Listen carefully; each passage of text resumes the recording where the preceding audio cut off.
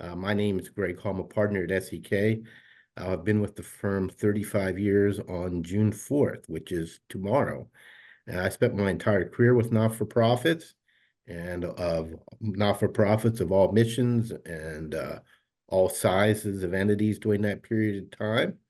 I've worked in the assurance service area, which is basically auditing, but I do a significant amount of work with nonprofit taxes, setting up different entities with them, as well as doing work with partnership tax work as well, which actually came off of many years ago working with the nonprofits. I do want to thank the attendees, everybody on here. Your participation and follow through on the survey allows us to present topics that are of interest to you. So the topics you're seeing, we actually went through the surveys from last year, seeing what people had requested, what they'd like to see more of. And the big winners on that, those who had the most, we tend to gravitate toward their topics and presenting them together in the following year. So please fill out the surveys, give us ideas of what you would like to hear, not what we think you should hear, but we'd rather focus on what you want to hear here. And as a result of that surveys, just as a black and white example, we're doing this as a webinar. We've gone to this format several years ago. We had asked people with in-person or webinar, and webinar won out by a wide margin over those who wanted to do it in person. So we've gone with this format here. So please do that. I'd like to thank the presenters here that we have. Tim Peters, who will be helping me here. He's our quality assurance partners at the firm, and he tells me everything I do wrong, which is a lot, but when I get home, I have a wife that does that as well, so I'm used to that all day long. Aaron Clark, Corey Cuffley, Krista Gardner, Gary Snyder, and Kendra Barnhart, which will also be presenting today. So thank you, presenters, for your time on this. And I'd be remiss if I didn't thank Christina Tucker and Kirsten Stanley for their help in the marketing department putting this together and getting the word out. So thank you for everybody on the call as attendees. Thank you for the presenters. And thank you, Christina and Kirsten.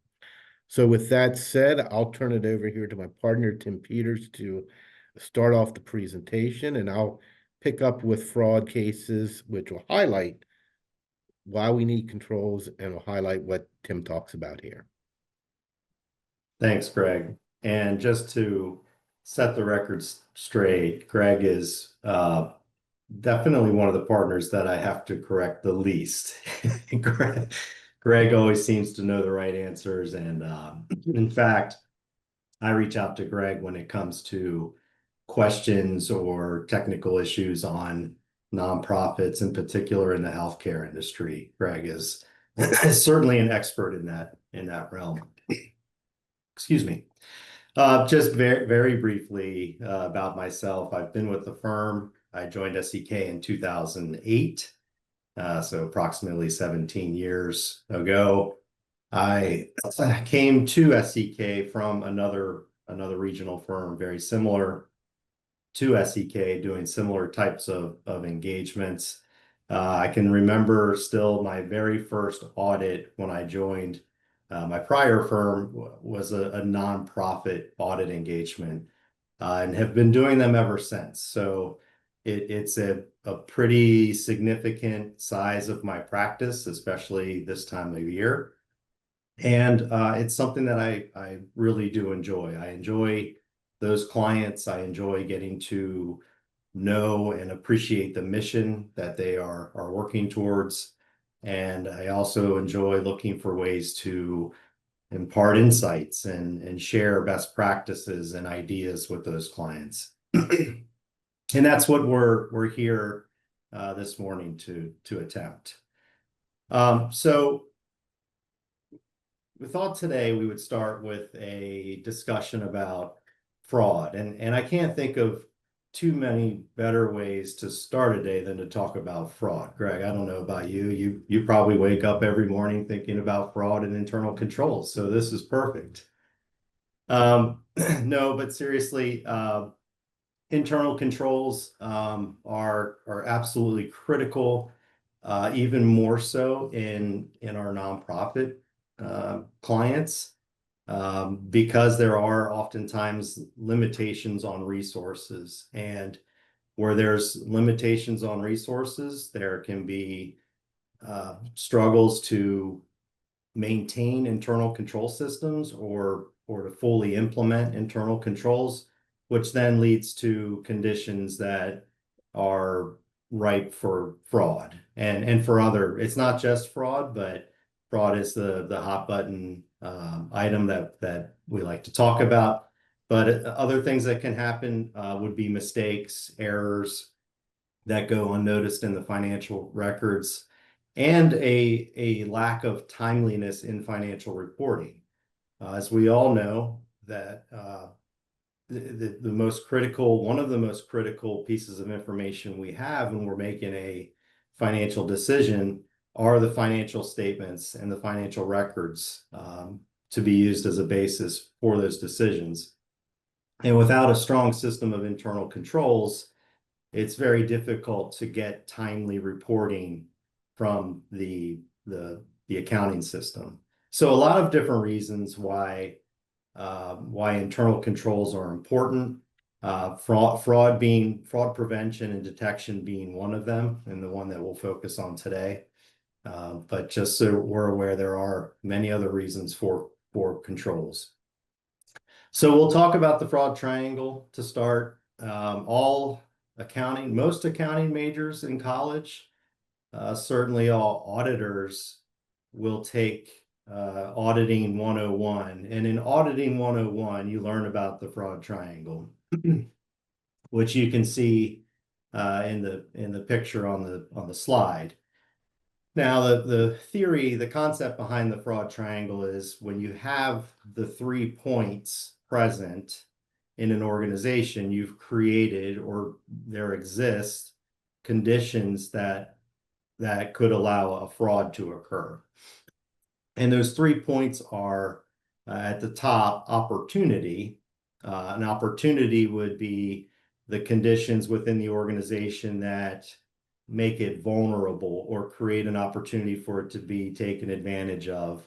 And a couple of points here: lack of segregation of duties, limited oversight, very little in the way of board of director oversight, management oversight, weak or incomplete, outdated internal controls. So those are the things that we're really going to be focusing on in this session, is that top point. The other 2 points are rationalization. That's the justification, or how the individual that's committing the fraud justifies it, rationalizes it, whether they truly believe that they are just borrowing the funds and they're going to pay it back at some point. They'll make the organization whole, or that it's owed to them. They do so much in what they do for the organization, and they're entitled to some compensation. It's money that they deserve, or that no one will notice, and it's just a small amount that they need just to make ends meet. It's something that's temporary, and the organization can afford it. So the third point, financial pressure. If this exists when the individual has a personal hardship, maybe they're struggling with an addiction or gambling problem, or there's a financial situation that has emerged that causes them to have a need, or need additional funds. So when we have those 3 points come together, or those 3 conditions, we have the opportunity, we have the pressure on the individual, and we have a rationalization. We have a condition that could lead to a fraud. And as I said, we're going to focus on that top point, the opportunity, because that's the one that, as an organization, as a nonprofit, we have the best ability to control or do something about, because that is surrounding the organization system of internal controls. So if we move forward to the next slide, In our audit clients, in particular with nonprofits, we gather information about the system of internal control. And that's done as part of a requirement in any audit to gain an understanding of the control structure and to identify controls that appear to be missing or not implemented or not being followed.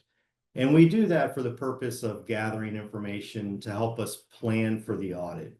We're not doing it for the purpose of looking for fraud specifically, but it helps us gather information about the entity and helps us plan our audit approach.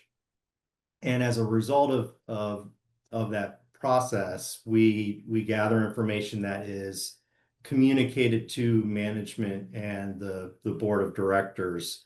And many of you, many refer to that information as a management letter or management letter comments at the end of an audit engagement. In addition to the financial statements and the audit report, oftentimes you will receive a management letter. So some of the common things that we see in particular with our nonprofit clients' internal control systems are at the very top of the list. And I think this, I haven't done a scientific study on this, but I would venture to guess that this is probably the most common internal control finding that we have, and that's a lack of segregation of duties.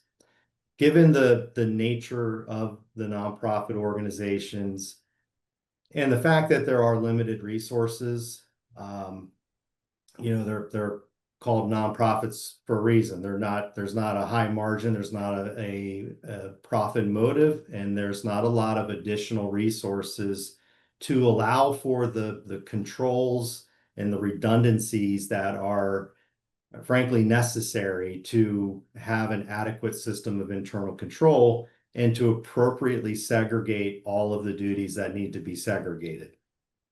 That doesn't mean that it can't be done with a small group, and we'll talk a little bit about that in a few moments, but typically that is the number one finding that we see in our audits of nonprofits. Next would be inadequate documentation. There may be controls in place, and there may be things that are happening to oversee the accounting function of the nonprofit, but the documentation just isn't there to support it. It doesn't show, it doesn't prove that the control or the process occurred. And if it's not documented, as us auditors like to say, it wasn't done. The third point, over-reliance on trust.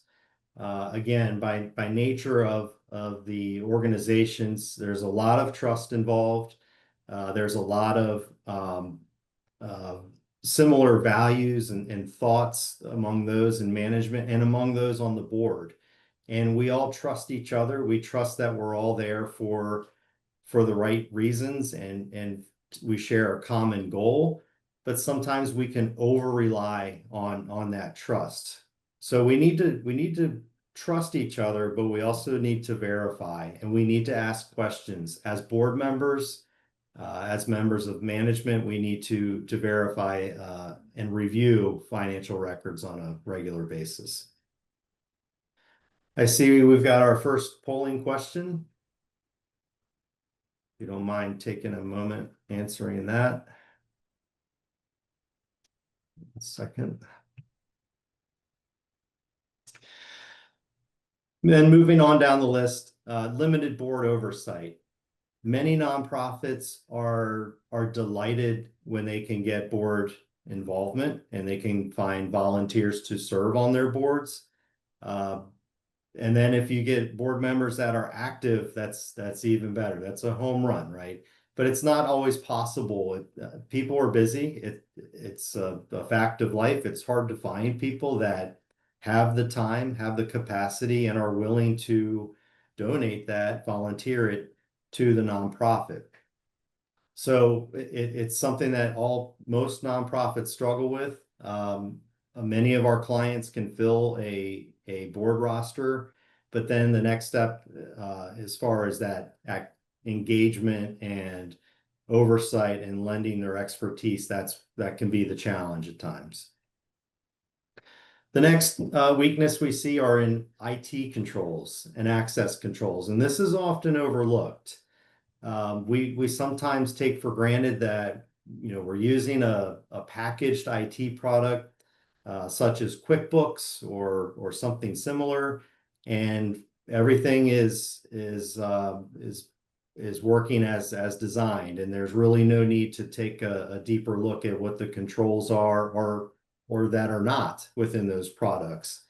And to truly understand that and to document what those controls are is critical. And sometimes that's something that requires an expert with an IT background to come in and help assess and analyze and point out where some of those vulnerabilities are in terms of the IT systems. The next point, failure to monitor restricted funds. So now we're getting a little bit more specific. As we know, as nonprofits, we receive donations, contributions, and oftentimes those come with strings attached and restrictions attached to those funds. And we know that it is critical to adhere to those restrictions and abide by the donor's request or the contributor's desires. So if we don't have systems in place that allow us to monitor and account for and keep separate those funds as necessary, we open ourselves up to non-compliance, potentially fraud, but just issues in general. And then lastly, another common weakness we see are infrequent audits. And we like to use the word audits because that is the term that most are familiar with, but there are other forms of assurances that are not specifically financial statement audits that can be used as a tool to help a nonprofit oversee and gain some control over the financial reporting and accounting. So if we move on, a couple of best practices, some things that we oftentimes recommend to clients when we note some of the things on the previous slide. The segregation of duties issue, as I mentioned, is very common. And oftentimes the response that we'll get from a nonprofit board or management team is, we just don't have accounting personnel that we can utilize to fully segregate duties.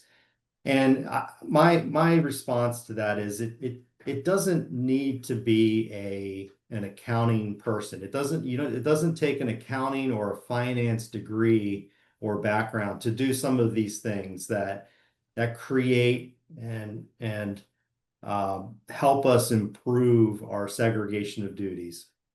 And it can be simple things such as you have one individual that opens the mail. So if we're looking at cash receipts and if we think that that's an area that's susceptible to fraud, well, we probably want to have somebody that's a different person that's opening the mail. And to the extent where we're still receiving checks and payments through the mail, that person shouldn't be the same person that's entering the receipt into the general ledger. And it shouldn't be the person that is making the deposit and taking the deposit to the bank. So in that process, that very, very simplified process that I just laid out, there was potentially 3 different people involved, and really only one of them needed background or experience in accounting, the person that's entering the transaction into the general ledger. You don't need an accounting background to open the mail and note the checks that are received. You don't need a finance degree to take the deposit to the bank, right? So there are things that can be done to better segregate duties, and you can simplify it. You can break those tasks down into simple steps to make it easier for the team, and not an overwhelming burden for any one member. Regular reconciliations and reviews. Oftentimes management, again, will say we don't have the individuals that can perform, and then another individual that can review those reconciliations. Look to your board members. If you create a checklist or just a very short guide on what the steps are to perform a review of a bank reconciliation, for example, most people can do that, and it's something that as board members you can cross train, or you could train a couple of them, so you're not relying on just the same board member each month to perform that review. If you share the load, you spread it across a couple different people, then it's more likely that it'll get done, and it'll be done timely. And just an important point to note here, we're seeing more and more of these alternative accounts, the Venmos and the PayPals, and unfortunately, sometimes they don't get the scrutiny that they really require, and they should be treated just like any other bank account. There should be reconciliations that are done regularly, and there should be monitoring and access controls. We should understand who has the logins and passwords and really control who those individuals, who has the ability to access those funds. As I mentioned before, documentation and approvals, if we're not documenting these steps, it's really like it was not done. And when we make exceptions for things, and we say, well, we just don't, we won't get the signature on the sign off this time because the person that does that is not in the office or not available. It's not convenient, but this person would have signed off. They would have approved this. I know that this would have been fine. When we start making exceptions like that, it starts to become part of our control environment, right? The folks that work for the organization understand that's allowable, or they believe that that's appropriate. And as that continues, it continues to degrade and break down the control structure and the control environment, and creates a culture that's not exactly healthy. Two last points.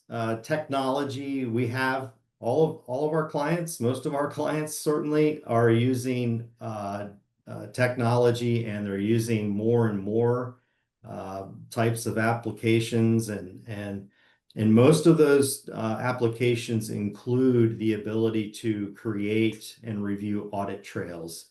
So recommend that boards of directors, finance individuals, and management understand the capabilities of the softwares that they're using, and to leverage those capabilities. And then finally, probably one of the greatest tools, and frankly one of the most common used tools by a nonprofit board, is the budget.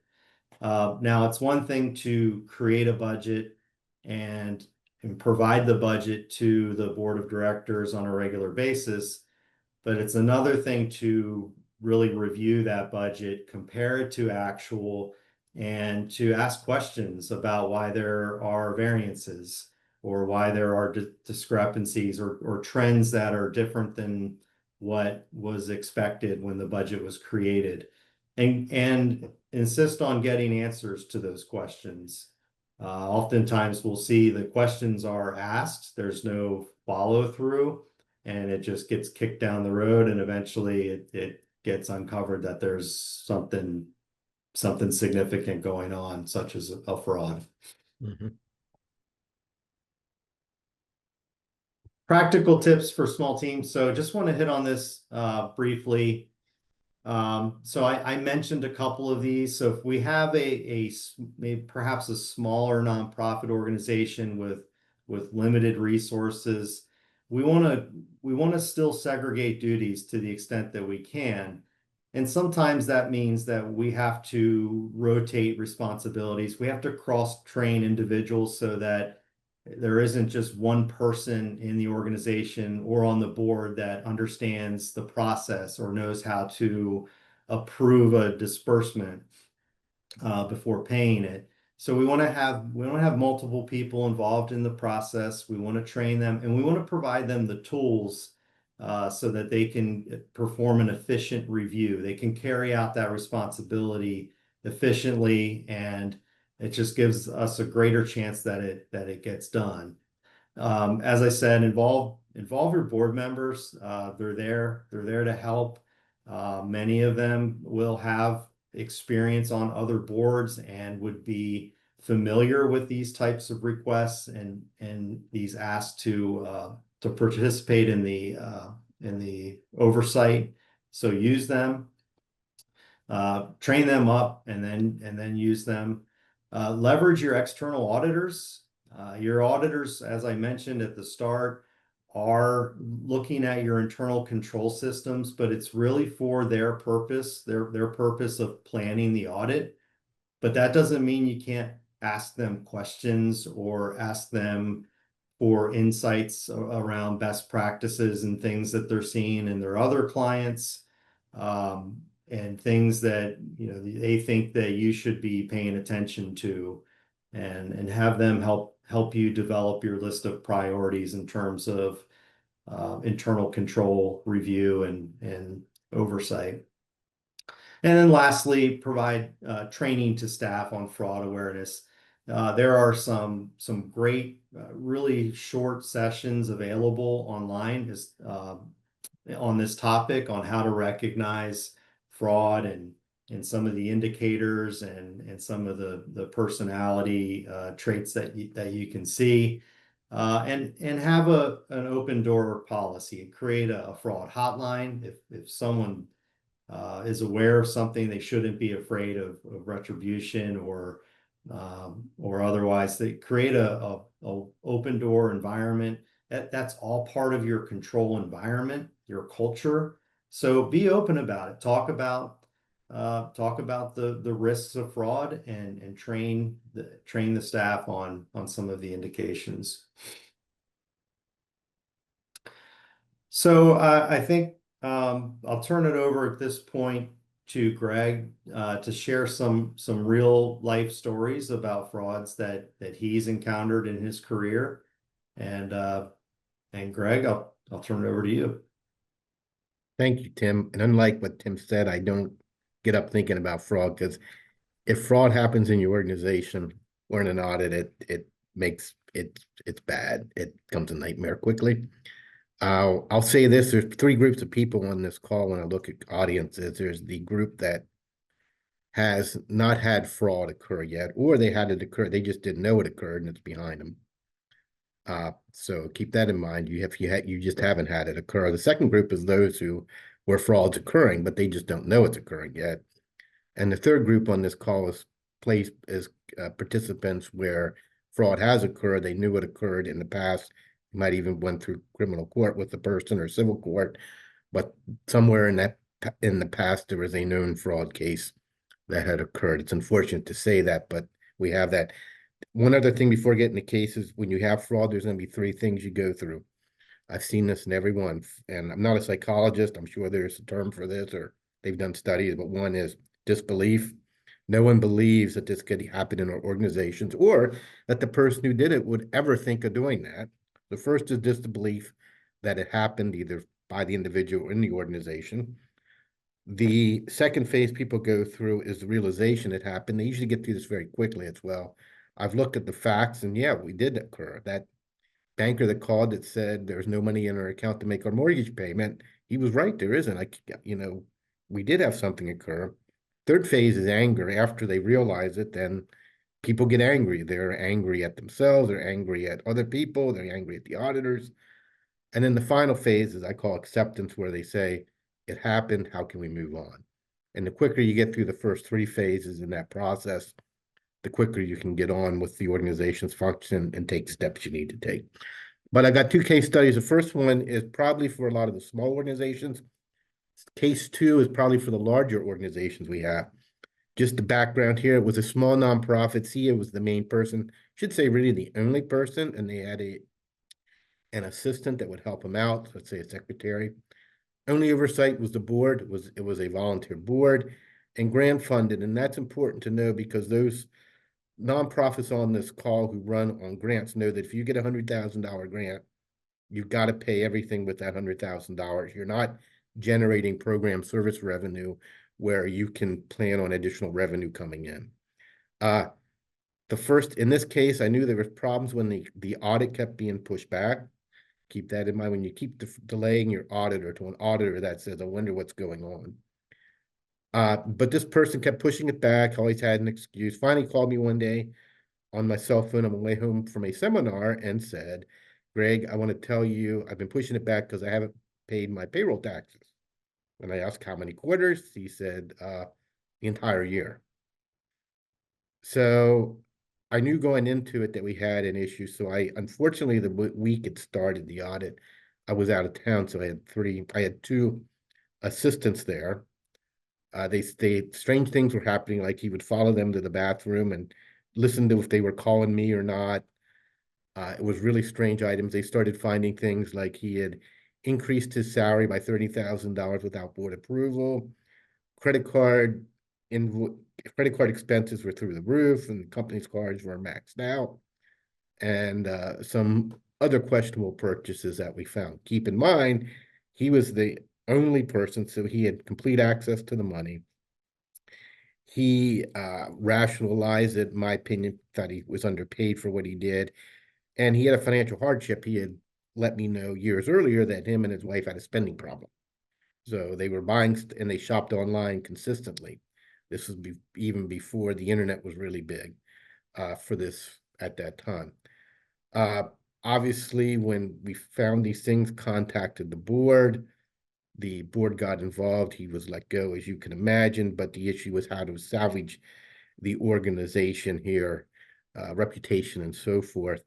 And really, it came down to they had to bring in another CEO who had contacts at the state, who somehow got unrestricted grants to pay back the expenses that they had paid. I'm going to save the couple minutes at the end to go through what happened with this individual, but really, it was no internal controls, no review of reconciliations, no review of paychecks he was paying himself. No one ever knew that he had increased his pay. So board involvement in small organizations, looking at bank reconciliations, making sure they're done, approving paychecks for executive directors, approving credit card statements, and it can be done by any member of the board. It doesn't have to be the treasurer. And I recommend the small boards have several people set up that they can oversee those functions and take care of those functions and perform those. You don't have to be one person, it can be several people, you can split it up, but it's very important to do that. I'm sure that if somebody was looking over his shoulder, probably would not have happened, or if it did, they would have thought twice about doing it. But in this case, he knew he had complete control and so forth. But I'll save what happened at the end in this case here, because I think it's probably right in line with what happens a lot of times. The second case here, and this is the larger organizations here, I'm trying to fit this in here in the last time we have. But as I mentioned here, we had a skilled nursing facility and been running deficits since inception, which was about 9 years at this point. They had hired a CFO, and they were going to replace the management company who was performing the higher level accounting needs. They were coming in and acting as a CFO for many years. This also had something on the board I recommend all organizations have, is that's at least one CPA. They had two CPAs. One was a hospital CPA, one was a CPA of a very large nonprofit. So they were very much in line with what was going on. Here again, the first sign something was up was that this individual kept calling and pushing back. It was a June 30 audit, kept pushing it back. Told me 1 week I was coming in, he had a death in his family, had to go to Wisconsin. And I said, we're coming in on Thursday. So we arrive on Thursday without going into things. Something was off in his demeanor. he goes out in the hallway and the CEO sits down and says, "Great, why are we starting an audit on Thursday? We always used to start on Monday." And I said, "Well, the CFO was at this funeral for his family on Monday." And she said, "He was here all week. There was no funeral." At which point we hear a loud bang in the hall, and the CFO actually collapsed, hit his head. The CEO ran out, said, "Take him to the hospital." I had the accounts receivable person, who seemed the most knowledgeable in the system, run the general ledger for me. And I looked at the general ledger, and the general ledger was extremely out of line. It had positive cash at 2 million, negative receivables of 3 million. And that's as far as I went. And I said, "Your records aren't right. Uh, these records can't be audited." Basically went at that point and talked to the CEO, explained to her, recommended she bring the management company back in to rebuild the records, at which point they agreed they'd come back in. We pulled out for a month till they basically went through the records for the entire year. Several things we found when we came back in, or I should say the management company had identified. One, bank recs had not been done since they had left 9 months earlier. So a complete year with no bank recs done. The There was instances where this individual CFO would turn in receipts for petty cash to pay groups such as barbershop quartets who had come into the organization and performed. They had never paid them before, but all of a sudden he had invoices saying they needed paid. Then they were to pay him because he paid it out of his own pocket. So they wrote checks to him. The other thing that was happening was they were paying the company's credit card, then he was attaching them to his timesheets and getting paid for the same company credit cards, claiming it was his. How a lot of this started, and this is the key point for large organizations, was when the first request for money came in from a barbershop quartet. The accounts payable person knew that this was not typically what happened, that they would usually do it for free. She brought the incident to the CEO's attention. The CEO's response was, "That's between you and the CFO. Don't get me involved." Now, if she would have pushed it more, she'd probably found out at that time something was going on. But you had an accounts payable person who was reporting on her superior. She needed the job for her money. She said, "Well, if she's not going to listen to me, I'm going to do whatever he tells me to do and not question it." So right there, it came back to the CEO, not saying, "Okay, let's look at this further." So anytime you have a staff person come to you saying, "I don't think something's right in finance," take it seriously, because that could have stopped this probably very early on in the process, that he knew somebody was looking at him. They might even found out what he had done to date. The point being that things got out of hand very rapidly. No one asked the question because he had always presented an income statement showing they were near budget. This is the important thing. This was not only some theft internally, but it was financial deception. He would take the budget for the month, divide by 30 days, and put that in the actual numbers. So the numbers were made up on the statements. They never presented the balance sheet. The two CPAs on the board questioned me and saying, "Well, we've been asking for a balance sheet for months and he never presented it. And would we have found it?" I said, "Yes." And the one whose hospital CFO was only a couple miles away said, "Do you mean if I'd have came down here any day and said, 'Run me a general ledger,' I would have caught this?" I said, "Yes, you would have caught it because it didn't make sense." And so that's how important, just not getting the income statement. Make sure you're getting the balance sheet so things can tie together. If they'd have got the balance sheet, either one of those two would have said, "This isn't right. I don't know what's going on, but we need to do an investigation here." Back to number one here. I think I got 3 minutes left if my time's right here. 9:15. Uh, the first person in the first case study, the individual, the board turned it over to the Attorney General. The Attorney General sat on the facts for 3 years, nothing happened, turned it back to the local police department where the fraud had occurred. I found out through that process, the detective was only interested in one thing, getting a felony conviction. I found out in Pennsylvania, you need $1,000 theft to be a felony conviction. He didn't care about the tens of thousands of dollars of things that appeared inappropriate and most likely were. He wanted 3 or 4 credit card charges over $1,000 that were clearly personal. It's all he wanted. When he found those, he filed charges. It went to the local magistrate. He pled not guilty, which is what we were informed by the then assistant, I guess district assistant county prosecutor was what he thought would happen. It then sat in the prosecutor's office for another 2 or 3 years.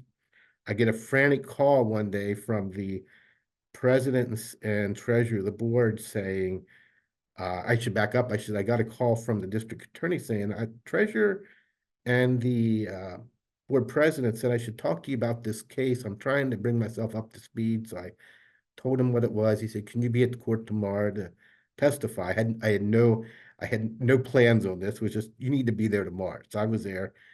Found out that the day before, the case almost fell completely apart. Keep in mind, it had been passed from assistant attorney to assistant attorney to assistant attorney over the 2 to 3 year period.